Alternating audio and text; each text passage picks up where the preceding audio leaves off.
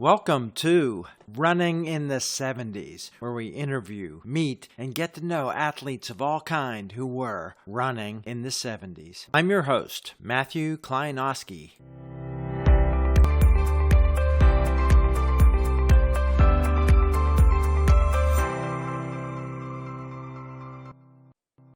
We're back with Chuck Magera, who had so much to say it couldn't fit in one episode. We'll continue talking with Chuck about the nature of the sport and all about race directing and timing.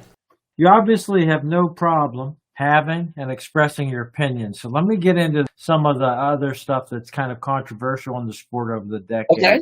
First is drug use. Have you seen performance-enhancing drugs? I've never personally seen that. The only thing I do is what I read about it. It's become a scourge now. It's really, really sad. And there's both ends of the spectrum. You've got the clear cheats, the people that are taking shots and pills and steroids, whatever. And then you've got the gray area, which is what Salazar was doing by giving massages that had stuff in it that the athletes didn't know about. There's the undeliberate and the deliberate. The deliberate people are getting caught more and more frequency. I don't know how the tests are not picking this up. It brings the value of the sport down, lessens the sport. In terms of what I look for in sporting events, my number two things are track and field and horse racing. That's it. And they're both the same way. They're both getting drugged. Right. Horses are getting drugged now too. So it's really sad. And it's the coach's fault and it's the athlete's fault. The athletes sometimes are smart enough now to know the Shelby Houlihan case, the Tainted Taco Carnita case is laughable. I still want to know what the truth is on that.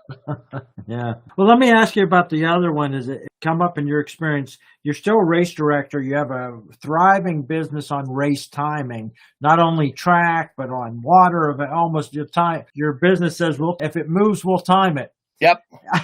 What about the transgender issue in competitive sports? What's your personal opinion? Yeah, great idea. I follow the Castor Semilia case adamantly. She is the epitome of what is wrong and right with sport. For those who don't know, she has male and female sex organs. She has the male chromosome. She has female chromosome, but she's more attuned to a male than female. And I like the IAAF policy that limits your nanodone to X level. And if it's above that, you got to take drugs to put it down. That's your androgynous deal. And there's really, really good guidance on that now. And I think that's she did compete in world championships in the 5,000 because that's the only distance that she could run without taking the drugs. And she got smashed. She ran, the girls are running 14:10. She ran 15:30. And I actually watched her run, and it's not a very good 5K runner. She's a half miler. Yeah. She's a half miler. Just like I was a miler. I wasn't a half miler. The transgender stuff, I have a big problem with. Well, and the rules are getting tightened down on that now. We now have the ability to create their own division. We have MF and N,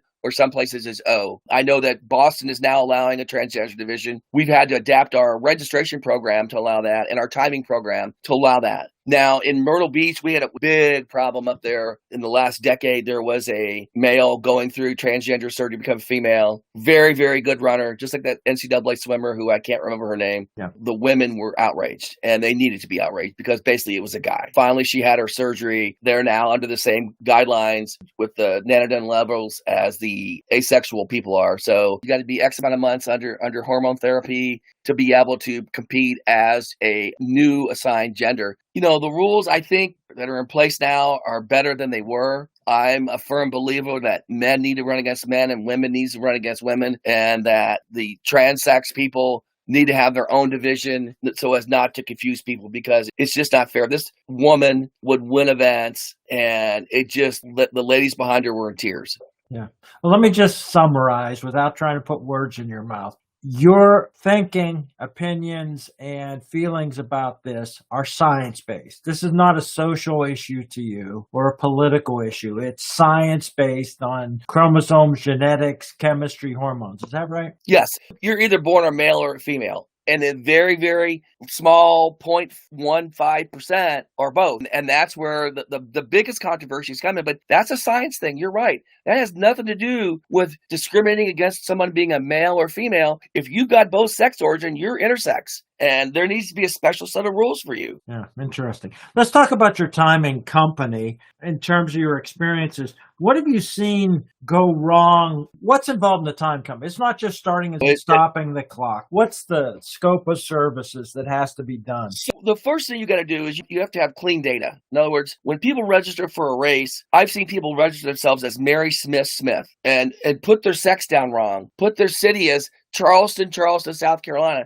So the first thing you got to do is clean that database up so your results don't look like crap. And, it's garbage in, garbage out. Well, it's the same with data. And a lot of timers just dump it. I don't. I dump it into a file and look at every single name. Then my program has a thing that says, hey, you got Mary Smith listed as a male. Are you sure that's right? And will give me an alert. And so I'll call them and say, hey, you're registered as a male. Did you mean to do that? So you got to clean that up. Then you got to make sure you have backup. In other words, if you're at a race and you've got one computer and your computer dies, you don't have results. You got one generator dies. What are you going to do for power? Because everything requires power now. I own 5 or 6 generators, actually 7, 8. I'm sending 4 for one race this weekend because I want to make sure that something happens. I've had 2 generators quit out on me, and basically it's just oil, but there's no telling what happens. Whatever can go wrong will go wrong, and it has happened to me. Data, equipment, then the setup. When are they going to close the roads? What big trucks are going to drive over my equipment? I have about $500,000 worth of equipment. I have clocks. I have timing boxes. I have antennas. I have mats. I have generators. I have tents, printers. You name it, I own it. How many chips you got? I'm sitting on probably about 50,000. Okay. What's your role in course measurement? Is that a service you do? Yeah, that's another service I provide. I just, on Sunday, went out to a new race, and when it's certified, it is a lot of work. So basically, there's only one accepted method of doing that. It's a Jones counter. It's a little device that fits on the front of your wheel. It's about the size of this watch, and it's got a number counter, either 5 or 6 digits, and you have to either lay out a calibration course or know where there's one at, and you go out and you ride that course 4 times. Then you go out to the course you're going to ride. You ride that twice. This is on a pedal bicycle. Well, once again, I've ordered an electric wheel for the front of my bike. It's basically a long staking process. You've got to calibrate before. You got to measure your course twice. Then you have to go back and get your numbers, your post-calibration read. Then you got to fill out paperwork. It's a lot of work. I charge a lot of money to do that. So my job is to turn this data, which is all my numbers right here, and this crappy map into this. And this is available online. Right. It's a lot of work. People have no clue. And you brought up a great point, because the biggest complaint that we get is people saying, well, my Garmin says I ran 3.02 miles. Well, honey, there's 2 problems. Garmin's are only accurate to the 85 meters. So there's an 85 meter variance, number 1. Number 2, when we measure a race course, and it's got S curves, we're not running the road. We're going straight up the middle. And unless you're running that, we call it SPR, shortest possible route, you're not running the course that we measured. You're running a longer distance. You're cutting the corners the way we did as cross-country runners, shortest possible distance. Right. The biggest example would be an S curve. We're going right up the middle of that sucker. You're not going to the curve. We're going right through the middle of it. What's the horror story? Who's messed I got 3. I got several horror stories. Oh my God. This is why I got into course measurement and begin with. Jacksonville River Run. And it was in the 80s. And Rod Dixon set a new world record for the 15K. And whenever you set a record, they send a measurement team afterwards, a national record or a world record. And you can attend, but you can't tell them where to go. They're going to choose their own route. So they measured the course. And it came up 10 feet short. Oh, my God. World record didn't count. 20,000 world record bonus didn't count. Wow.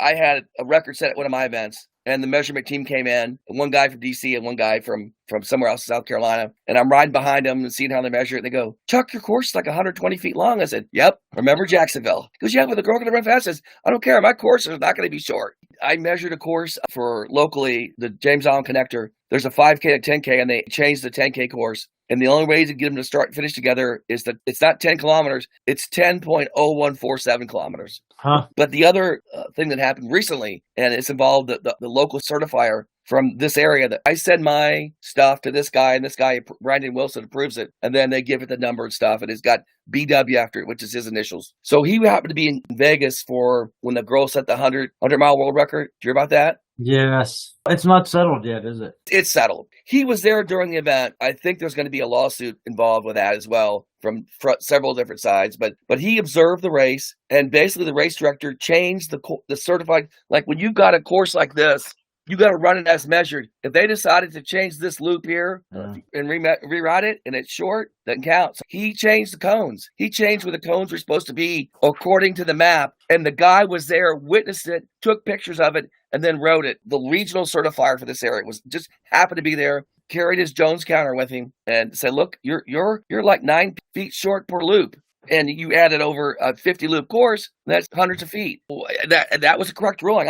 When it comes to rules, I'm a purist and I'm a stickler for rules. If they're there, there's no gray area. I mean, you got to follow the rules. Now, when there's a potential record in the event and you're using something like cones that are movable, how risky is that? What you got to do, this is what you're supposed to do, and I'll show you a picture of this. You can put permanent marks where the cones are supposed to be. And like I did this for the race I just measured. As the race director, not as the certifier, but as a race director, you're responsible for where everything goes. So if something goes wrong, that's on you. Yeah. Anyway, I put permanent marks down. I put a mark with a cap and a nail and a orange spray paint. If I've got a race that's turned around, I'll put 1, 2, 3, and I'll put an X, X, X where the cone should go. And you can go out there and inspect that. To protect yourself, you need to take a picture of it before, during, and after to show the certifiers, this is the course we used. Here's the cone placement. Here's the cone marks. Here's the pictures of running going around the cones. So that's how you prevent that from happening.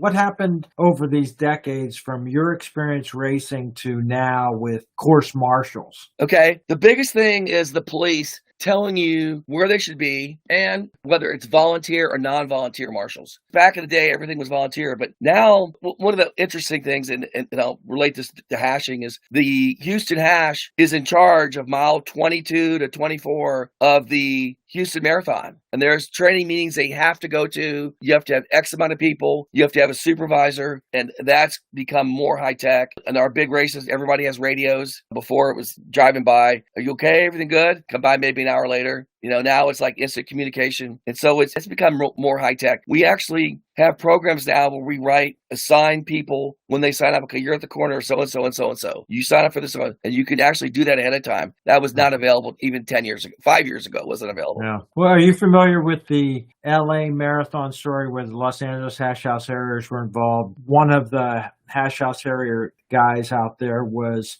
in charge of 10 miles. And he was on that section where the American Lady in the Hat, Joe Benoit, went the wrong way. And one of the hashers had to run. It was only less than 100 meters or less than 200, but he had to chase her down and bring her back on course. She went extra. Yeah. No, I've not heard that story. All right, that's recorded. I'll get you that. Yeah. Let me tell you a really good segue into that. So there was a race in Colombia where the runners were misdirected on a section, and the race director was such on the ball that he sent a bicyclist out there with a calibrated bike, figured out the distance, added that distance to the course. So the course ended up being in compliance. Wow, that's brilliant. Do you know what that was? It was a race in Columbia, South Carolina. It was either the Governor's Cup or a spring race up there. And I happened to be there, and I'm like, because there was like a 5 mile and a 10 mile or 15 mile. It was unbelievable that he had the foresight to do that. I had an event here, and this is, like I said, all about technology. The Charleston Marathon, about 6 years ago, the police lead car drove an extra street in the first 2 miles, and we remeasured that, and I sent the data to a guy that wrote my timing program. He wrote a program, and it auto-adjusted all of the extra distance. Once again, your course can be long for Boston purposes and record purposes, but your course can't be short. So they accepted the adjusted times. Wow, neat. How about the world of race directors? Did you meet any big-time race directors in your business? Oh, I've met all of them. Okay. Let me go back to one gone now, and then we'll see if there's any interesting personalities that people might be running into these days. Did you know Fred LeBeau? Yeah. I still go to at least 10 conferences a year, race conferences. Okay. And they're all there. Bill Roy from Boston is there. The guy from New York's there. The people from Atlanta are there. And what makes a race director? What draws someone to that, and what makes a good one? What draws them there is love of the sport and money. I mean, the good race directors are making $150,000, $200,000 a year. What makes a great one is the ability to adapt, a really good tie with the community, and the ability to improvise as necessary on race day, because it's not, is something going to happen? It's something is going to happen. What are we going to do about it? Example. Bridge run one year. The bridge run is a point-to-point race. Let's backtrack one more thing. You always want to start a race on time. The cardinal sin is delayed start for whatever reason. You got to do whatever's possible to prevent that. Our race here is a point-to-point race, and we run buses from the finish to the start at the beginning, and then from the start back to the finish for people that want to park on the other side. Two things happened in our event. One, there was a crash on the bridge, delayed the buses, and we still started on time. People said, too bad. The second one was kind of our fault, because the guy that was loading buses decided, instead of loading 6 buses at a time, he decided he's going to load 1 bus at a time. And we still had 4,000 people on buses, so we had to delay. So what do you do about it? Number one, you take responsibility for it. Say, listen, we messed up. We apologize. We're so sorry, but this is what we had to do. Good race directors all have that quality, the ability to do that, and just to be smooth as silk. Let me ask you just about the one thing you mentioned about that. There's part of the race director. It's you're going to have to negotiate, work with local officials, and the PR stuff. Is that something they all need, or is that something they put on their staff? It's 50%. A lot of people have a PR staff. A lot of races have a PR staff. The really good race directors can do it themselves or farm out what needs to be farmed out. I'll just tell you one story I had with Fred LeBeau. I don't remember exactly when Fred died. I think it's at least 20 years ago. He came to Egypt. He came to Cairo when I was there. A woman named Marie Francis, who was in charge of the Miss Egypt for the Miss Universe pageant, came, and she was into exotic marathons, and she wanted to revive the run around the pyramid, run down to Saqqara, run around the pyramid, and come back. So he held the Cairo Marathon, the first one that had been held in a long time. Fred LeBeau came over with 4 runners. I had arrived in Cairo less than a month earlier. I was in shape, but I wasn't trained for a marathon. I went to the planning to run a half marathon. And big fish, small pond type stuff. Fred LeBeau and the runners from New York, he brought 4 with him. They weren't elite runners. They came and we hosted them and got to know them. On the day of the race, I got there a little earlier. Some of the Hash House Harriers were helping out with, of course, protecting the roads that we had to cross and some of the canal streets. And when I walked up, Miss Egypt Universe was at the registration table. And I said, I'm here for the half marathon. She goes, you don't want to run the marathon? I said, no, I'm really not in shape for that. And I looked down and I saw a number 1. And I said, there was a number 7. And I said, what's that number 1? Am I the first one? She goes, oh, that's for the marathon. I said, so I can be number 1 if I run the marathon? She said, sure. So I was number 1. I wore number 1. I got hit by a donkey. I wasn't in shape. I wasn't gonna break 3 hours, but I got hit by a donkey, knocked over, and the water stops disappeared. After we ran by them, it was an out and back, 13 miles and back between Giza and Saqqara pyramids. The water stops went home. Oh, God. At the debriefing, the Mina House, nice restaurant, Marie Francis was there with the whole team. Fred said, don't ever do this again. I have an interesting horror story about what not to do. Tampa has a big 15K. It's during the Pirate Festival. They have a really good 15K field, and they have the elites, and then the second level of elites, and then everybody else. And I'm in the second level, and there's a boat rope that they held between the groups. And the gun goes off, and I'm not looking at the rope. Rope doesn't go down. I go down. My whole row goes down like accordions. There's 18,000 people in the race. It took me about 10 seconds to push myself up off the ground. I get done the race, and I'm covered in blood. My elbow is dislocated. I was keeping an eye on, it was either Allison Rowe or Greta Waits was in the row ahead of me. I was going to use them for pacing because they were going to try to run the time I was going to run. And it's like, Yes World Distance Festival, 15K. It's probably 83 or 84. And there's pictures. When I got my race pictures I sent to you, it's like, oh my God, what the hell? And I didn't even know I was hurt. I didn't even know I was hurt. Oh.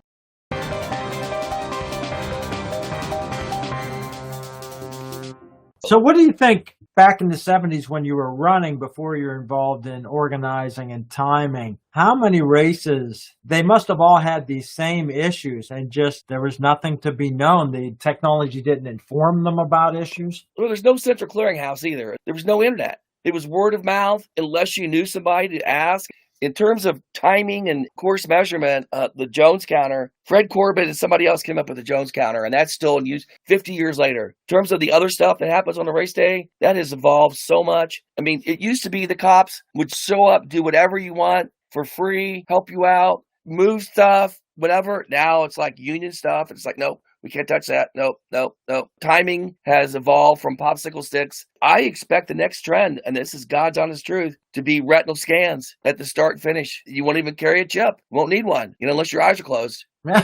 So, what about laser measuring of courses? Is that technology going to last? I don't know, because of the bends in the road, I mean, really can't laser measure. I mean, you can laser measure an absolute straight course. Actually, the calibration course on Sullivan's Island was laser measured and steel taped. You can only do it on a straight course. There's no other way of doing it other than the Jones counter. And right now, I mean, the technology may change in the next 5 years. I mean, who knows? But I bought my first Jones counter in 78, and I'm on my third or fourth one now. It's been really interesting talking about all this stuff, the other side of running that you went into after your racing career ended. But let me take you back to one special thing that I think I know about you. You've run a 4-minute mile, haven't you? Not sub 4, no. I've run close to 4. But Didn't you run a downhill one? Oh, yeah, I have. You're right. I forgot about that. Well, that's a Calvert record. Not official, but We let's did hear a about training this. run where there was a hill in Louisville that was about 1.4 miles. And I did run like 3:57 downhill, just overstriding the whole way. And my legs hurt like a bitch after that. I know you mentioned your half marathon. What do you think was your best race of all time? You think back, say, if somebody said, what was your best race? If you go by the chart, there's a book that rates and I've got the book, by the way, if you want to look see it. On a distance medley, I ran a 2:57 3/4, and that's what led me to believe that I could break 4 for the mile. I did a 2:57 3/4 leg on a distance medley, and I always wondered, man, if I just could have done one more lap. One more lap, yeah.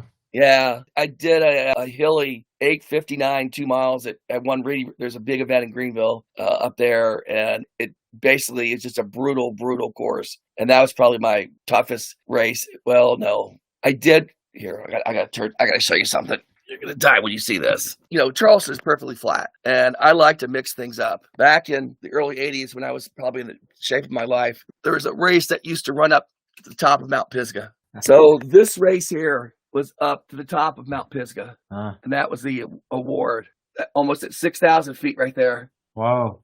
That weighed like 115 pounds. Yeah. Finished 5th in that. That's my best distance race. Nice.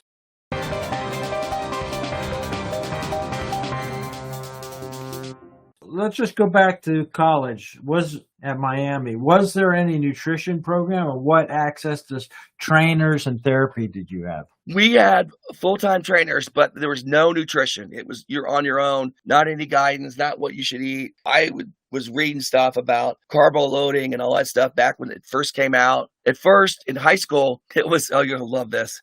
We were told it was steak, toast, Jell-O, and tea. The 4 food groups was the best thing to eat before a race. And oh my God. So then, it merged into carbos, which ended up being pancakes. But I did that religiously for big meets. And I wonder if I hadn't had steaks back then, I would have kind of really won. Did you get involved in any mentoring or coaching of people as racers? Yeah, I did. I trained several people over the years. My biggest success story is my first ex-wife. Never ran a day of her life. I started coaching her and training her, and I got her sub 18 in the 5K, sub 6 in the mile. Oh. This is the worst part. She was a closet smoker the whole time. She was smoking a pack a week. And she still did those times. Yikes. Forget about eating Jell-O. But I also trained a girl that ran for the Air Force, and she ended up winning nationals. Rachel, and she was a hasher. Rachel Allen. Yeah, they ended up sending her to Air Force Academy camp. She got so good here, so I was real proud of her. Nice. Well, let's talk about one thing that's off the track, but some people would have had it. Certainly, there's some people that had different approaches to health and nutrition. Some of us, in the 1970s, growing up, it was a time of culture change, a time of hippies and partying. And like you said, you had long hair back then. Let's talk about the beer mile. When is the first time you heard about the beer mile? What's the whole thing with the beer mile? I heard about the beer mile, I guess, oh man, maybe in the 2000s. Then I got involved with helping a girl. And as hashers, we did some just for fun, but the competitive ones I found out about through beermile.com and then the World Beer Mile Championships. And I got in on the ground floor of that because I happened to be in Austin, the first one, for a conference. And they had it there. I said, oh, this is pretty cool. Then they moved it to the track at the Grand Prix track. And then, of course, they finally moved it to regular track. Caitlin Batten from here is two-time champion, and I got her involved, and we did her qualified mile, and I filmed it and, had a clock and electronic timing, and she said, holy crap. I mean, she was close to breaking the world record. And I've been to several of them now, and they're just amazing. I mean, just the athletes. Corey from up there, man. Corey Bellamore is just a beast. I mean, 4:23, drinking 4 beers. The record was just barely under 5 minutes for a long time, and then it just plummeted. Yep. But let's tell people, there's going to be people here who have no idea what we're talking about. They probably run a beer mile, but what's the official rules for a beer mile? It's got to be on a track for it to count. Got to be alcohol content of 5% or greater. It has to be 4 beers. You drink a beer, run a lap, drink a beer, run a lap, drink a beer, run a lap, drink a beer, run a lap. No more than 4 ounces total leftover beer in your containers. No, collect your containers now and pour them into another container to be sure. Caitlin actually won one year because the girl ahead of her, she won on her own. But then the next year, a girl beat her, but the girl had like 6 or 8 ounces left. So really, it's the only fair way of doing it. If you throw up before you complete your 4th lap, you have to run an extra lap. I think this is the only sport that has a vomit rule. Yeah, that's the only sport I know of. It's fun to watch. The really big ones now that they're getting out there are just incredibly organized. And what makes it is the announcers getting into it. And they really know the athletes and they know what they're capable of. And the fact that a guy can run. Corey's mile splits were actually sub 4. In other words, you have to be a 4-minute mile. And I kicked myself in the ass. Because the 2 things I love the most, drinking beer and running. If they would have had this back in the day, I would have been a world record holder. I'm sure of it. There's a million variations. It's almost like the mile was in the golden day of running. It was the premier event with the 100 meters and the beer miles there. Yep. But there's 200 variations there are of drinking and running events, and maybe we'll try to get one of those champions on here but probably none of them were even born in the 70s. Yeah. Corey lives in Toronto. Yeah. So he actually works for Race Roster. Yeah. And they're my place I use for registrations now. And the scoring program as well. Let me just get a quick list of just for people that are still coaching or that are going to hear this podcast. There might be some people still competing. Where are you going to show up timing in the next year? Any big events? Let's see. In terms of major events, I am not in charge anymore of the bridge run. My daughter is the assistant race director. Cooper River Bridge Run. Yep. One of my favorite events that I put on is a 2-state half marathon called the Pimento Peach in Augusta, which starts in South Carolina, goes over to Georgia and comes back. Really, really well organized events that finishes in a baseball stadium on the warning track. Really cool event. I do about 10 events in Myrtle Beach every year. I time the Gilda's 5K in Fort Lauderdale. I time the Asheville Half Marathon in August. And one of the really cool events that we do is the Assault on Mount Mitchell. There's the Assault, and then there's the junior ride. But it's like a 120-mile bike ride from Spartanburg to the top of Mount Mitchell. Oh. And that's fun. Other than that, I mean, there's just no telling. We do kayak races, we do triathlons, we do just mostly local stuff. And that's why I'm so against rock and roll, because they cut into my local stuff and they say, we can't get a date. It's okay. Yeah. All right. Well, just tell everybody if you're at a race and you're coaching somebody or running somebody, check out who's in the timing booth. And but I always introduce yourself to the timer. We always welcome questions, comments, criticisms. I mean, I'm always trying to make my business better.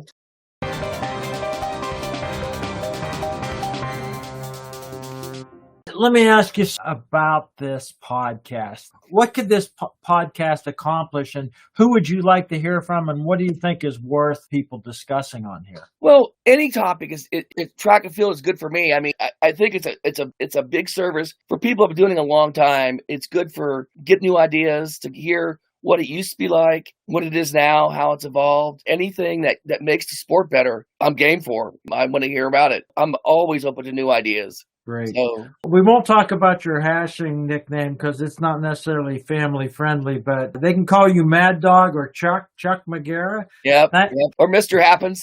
Mr. Happens. That's what we'll send them over. Yeah. Okay. They can figure out what your full name is. Yep. What your first name is. All right. Thanks for your time. It's been fun. All right, Rob. Keep up the good work, buddy.